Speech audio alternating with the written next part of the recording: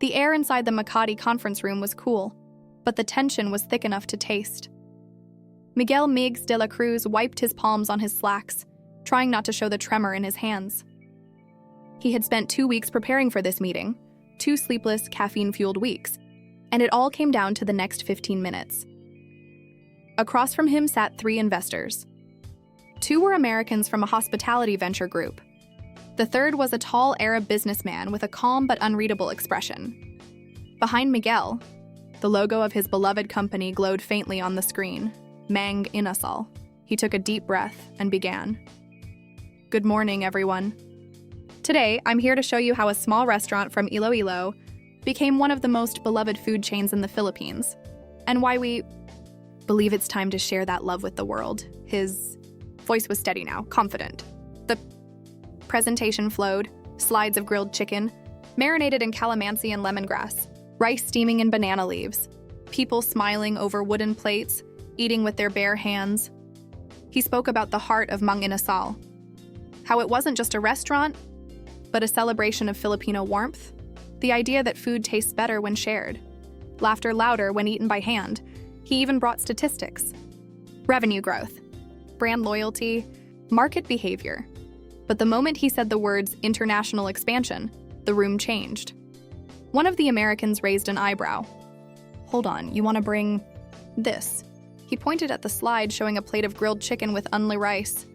To the Middle East? Yes, Miguel said. Specifically, we believe the UAE has strong potential. The other American chuckled under his breath. You're talking about a country filled with luxury hotels, Michelin star dining, high-end franchises, and you want to bring grilled chicken with rice? Miguel kept his smile. Yes, sir. Because this isn't just grilled chicken. It's identity. It's soul food. It's comfort food for Filipinos, sure, the first investor interrupted.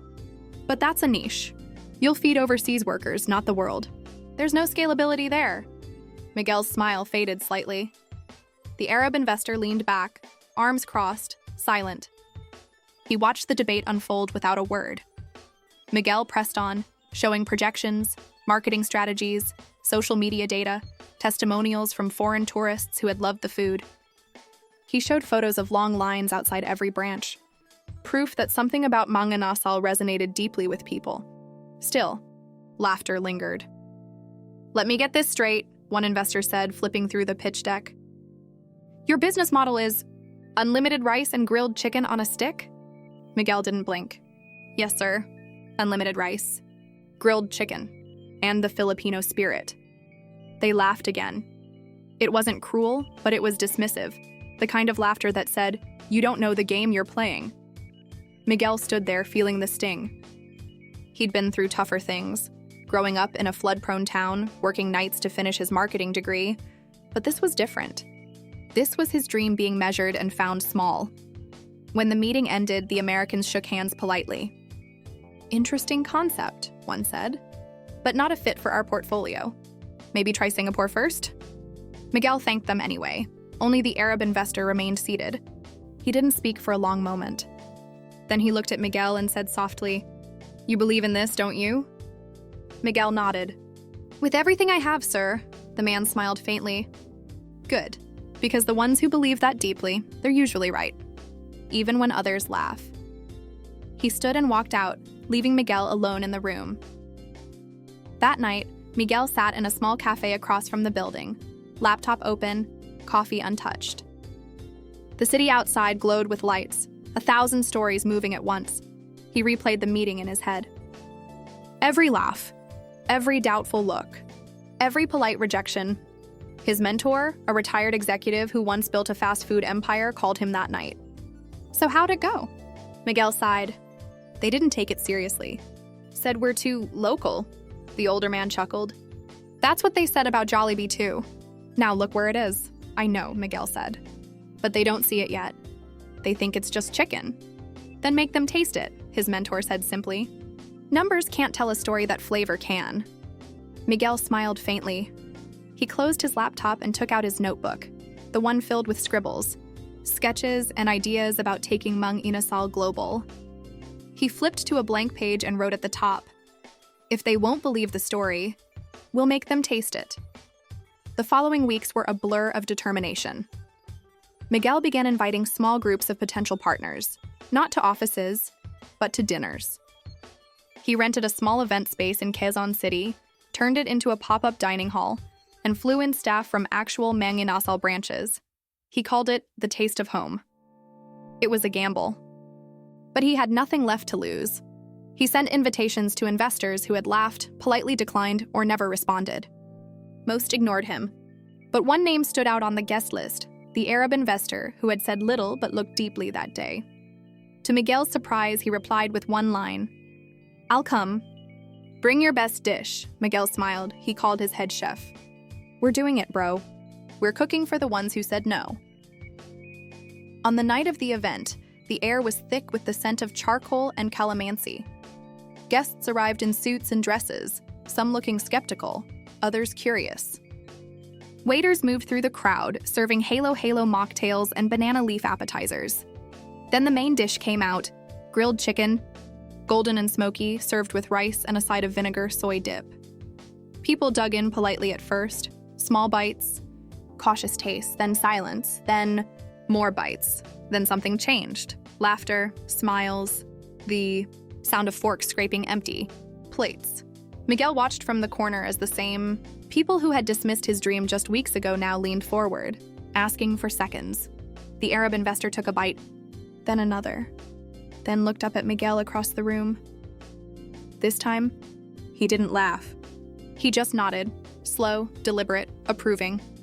After the meal, he approached Miguel, wiping his hands with a napkin. "I understand now," he said. "It's not just food, it's memory, warmth. Something I haven't felt in a long time." Miguel smiled.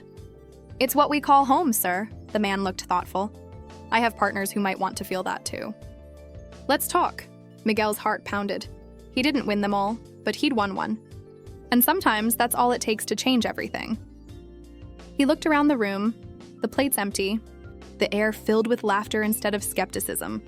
For the first time, he felt it, not just pride but destiny. The seed was planted. The next morning, Miguel woke up to a phone buzzing relentlessly. His inbox was flooded, photos from the tasting event, tagged stories, and an unexpected flurry of messages from people who had attended. One line kept repeating in every message. "We can't stop thinking about the chicken." He smiled to himself, still half asleep, the smell of smoke and calamansi from last night somehow lingering in his mind. The pop-up dinner had done something data and slides could never achieve. It touched people, and one man, in particular, couldn't forget it. Across the sea, in a luxury apartment overlooking the Dubai skyline, Rashid Al-Mansour sat at his breakfast table, scrolling through photos of the event on his tablet. He wasn't a sentimental man, not usually. His empire spanned hotel chains, transport companies, and private resorts. But last night's dinner had stirred something in him he couldn't name. He could still remember the warmth of the charcoal, the texture of the chicken, the comforting smell of garlic rice. But more than that, he remembered the faces. People laughing together, eating with their hands, unashamed, unpretentious. That simplicity was rare in his world. He called his assistant. "Book me a flight to Manila next week," he said. "Sir, for business?" "For food."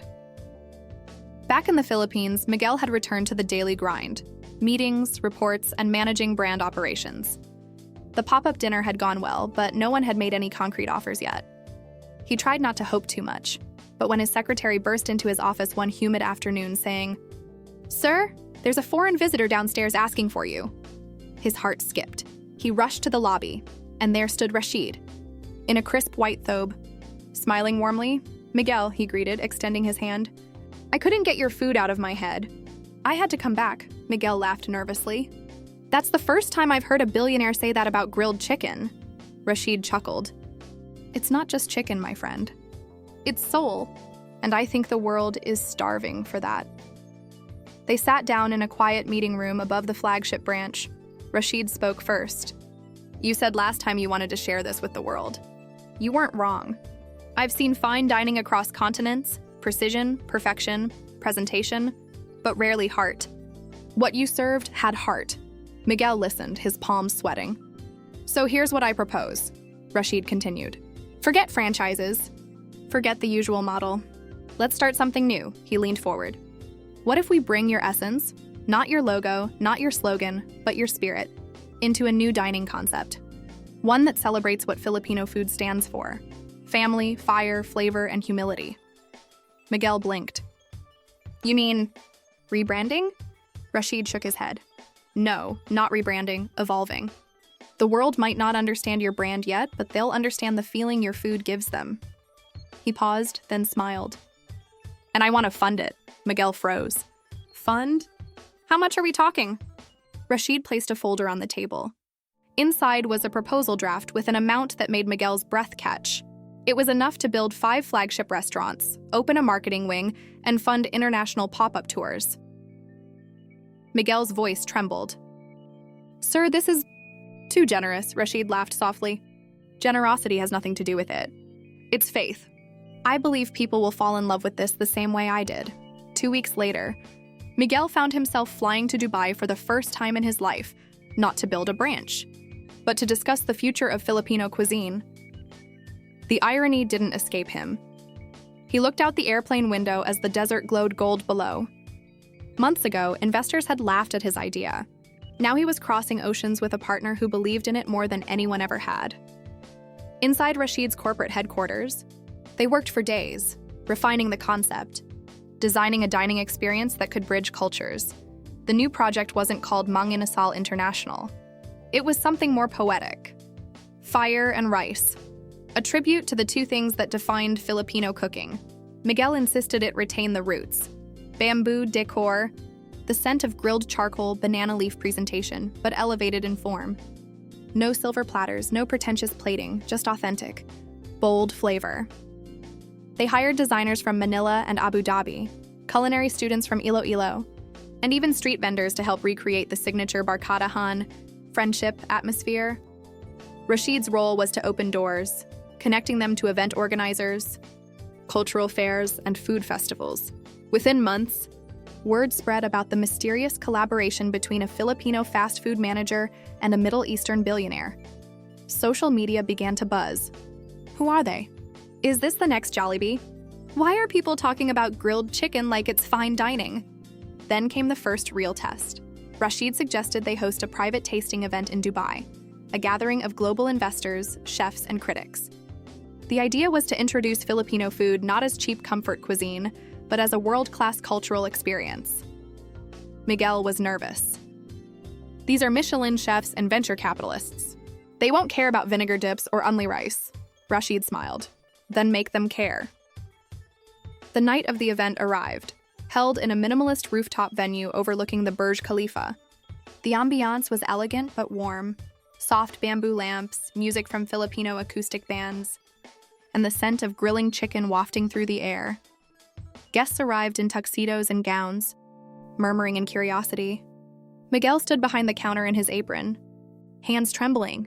"This is crazy," he whispered to his sous chef. "We're serving grilled food on banana leaves to people who eat gold-dusted steaks," the chef smirked. "Then let's show them what real gold tastes like." The first dish went out: chicken inasal with garlic rice and toyomansi dip. Miguel explained the story of every element: the native vinegar from Negros, the hand-ground garlic, the tradition of eating together with no hierarchy. At first, guests nodded politely. They chewed quietly, then silence, then forks clinking, then low murmurs of surprise. Someone said softly, "This is divine." Another whispered, "It's smoky but delicate. I've never had anything like it." Even the French chef, who had been scrolling through his phone, looked up, took a second bite, and muttered, "Who taught these people how to grill like this?" Miguel tried to keep calm, but his heart soared. The night rolled on. Dishes of pork barbecue, halo with saffron ice cream, chicken oil risotto inspired by Mang Inasal's rice topping. Every dish carried both authenticity and artistry. When the final plate cleared, Rashid took the microphone. "Ladies and gentlemen," he said, "tonight you have not tasted street food. You have tasted the heart of a nation." Applause erupted. One investor from London stood and said, "I came expecting a novelty dinner. But this is a global concept waiting to happen." Another said, "I'd fund 10 branches of this tomorrow." Miguel stood there, frozen, the applause echoing like thunder. For For the first time in his life, he didn't feel underestimated. He felt seen. Rashid looked at him and whispered, "I told you, faith tastes better when shared." By the end of the night, offers were flooding in, joint ventures, media requests, international invitations. A month later, Fire and Rice was officially announced, a Filipino-inspired dining brand, supported by global investors and praised by Culinary magazines as the next Asian flavor wave. And it all began with a dream that had been laughed at. Miguel called his mentor in Manila. "They said yes," he said softly, voice breaking. The old man laughed through the phone. "Of course they did. The world always comes around. They just need a taste of our fire first." To be continued in part 3. The taste that changed the world, where Miguel's vision inspires a global movement, and the once mocked idea becomes a cultural phenomenon that redefines Filipino pride. A year later, the air smelled of smoke, garlic, and something much bigger than food. Miguel stood backstage at the World Street Food Congress in Singapore, one of the biggest culinary gatherings on the planet. Around him were chefs from Italy, Japan, the US, Thailand, and beyond. Behind the curtain, thousands of spectators waited as cameras rolled and drone lights hovered over the arena. And somewhere out there, banners with 2 simple words fluttered under the tropical sun. Fire and Rice, the brand that was once mocked in boardrooms, was now representing an entire country on the world stage. Miguel could still remember the laughter from those early investors. The way they said Filipino food would never go global, that rice and vinegar aren't luxury ingredients. But standing here under the global spotlight, he realized something powerful. It was never about ingredients. It was about identity. The announcer's voice echoed, "Ladies and gentlemen, please welcome Fire and Rice, representing the Philippines." Miguel stepped into the light, wearing a simple barong and an apron embroidered with the colors of the flag. Cameras flashed. The crowd erupted. Across the stage, celebrity chefs watched curiously. Among them, a few familiar faces. The same men who once laughed at his dream were now among the panel of judges. He smiled quietly to himself. The challenge was simple but merciless. Create one dish that represents your nation and your soul. For many, it was an art show, truffles, foams, precision plating. But Miguel knew what he came to do. He didn't bring imported caviar or molecular gastronomy. He brought charcoal, banana leaves, calamansi, and a heart full of memories. "This is for everyone who was ever underestimated," he whispered, as he began to cook. The aroma of grilled chicken filled the arena. People stopped talking. The scent was hypnotic, sweet, smoky, alive. It carried with it stories of home kitchens, laughter, and warmth. He brushed each piece with annatto oil, his hands steady. The crowd leaned in. One of the judges, an American food critic, chuckled. "He's serving street food in a world championship? That's bold," another replied quietly. "Maybe that's the point." As the dish came together, Miguel plated it not on china, but on a banana leaf laid across a wooden board. He topped it with garlic rice molded like a rising sun, added a small bowl of toyo mansi, and finished it with a slice of calamansi. Bright and defiant. He called it simply, "the heart of home."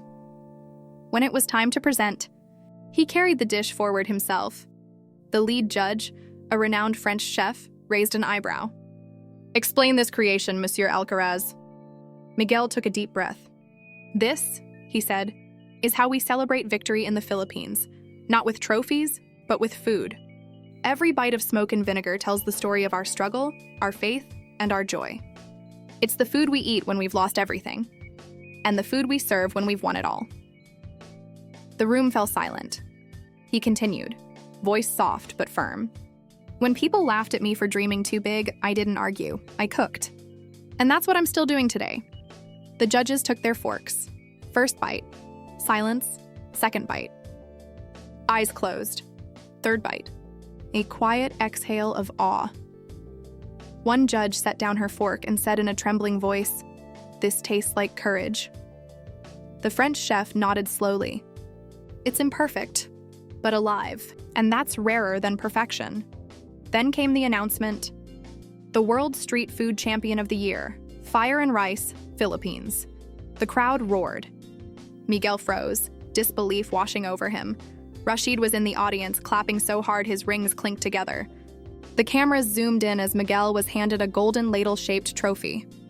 In that moment, the man who was once mocked for cooking with banana leaves became the face of Filipino pride across the world. That night, international news outlets picked up the story. Filipino street food defeats fine dining. Fire and rice wins hearts and stomachs at global festival. Everywhere, people were suddenly curious about chicken inasal, toyo mansi, garlic rice, and halo halo. Restaurants in New York, London, and Seoul began adding Filipino-inspired items to their menus. But Miguel didn't mind. To him, imitation was no insult. It was impact. The more the world cooked like Filipinos, the closer they came to understanding what made his homeland so beautiful. Months later, Miguel found himself in a conference in Paris, standing beside Michelin-starred chefs and global investors. The event was about the future of street cuisine. When it was his turn to speak, he didn't bring a slideshow. He simply told a story about laughter, failure, and faith. He ended his talk with words that made the crowd rise to their feet. We Filipinos don't need to shout to be heard. Our food already speaks for us, one plate at a time. When he returned home to Manila, the airport was packed. His staff, old friends, and even his family were waiting. His mother hugged him so tight he could barely breathe. "You did it, anak," she whispered. "You made them see who we are," Miguel smiled, wiping his eyes. "Ma, they didn't just see us, they tasted us." Weeks later, Rashid visited the Philippines again. They met at the original branch, the same small restaurant where it all began. The tables were still simple, the smell of charcoal still filled the air. Rashid laughed. "You've conquered the world, and yet, you still eat here?" Miguel grinned. "Why not?" This is where it all started. The laughter, the rejection, even the fire. They clinked their glasses of calamansi juice together. "To laughter," Rashid said. "To faith," Miguel replied. They both smiled.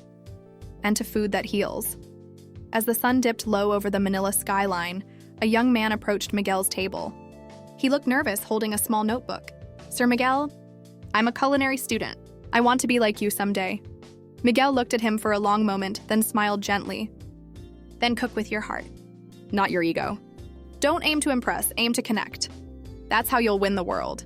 The student nodded, eyes glistening.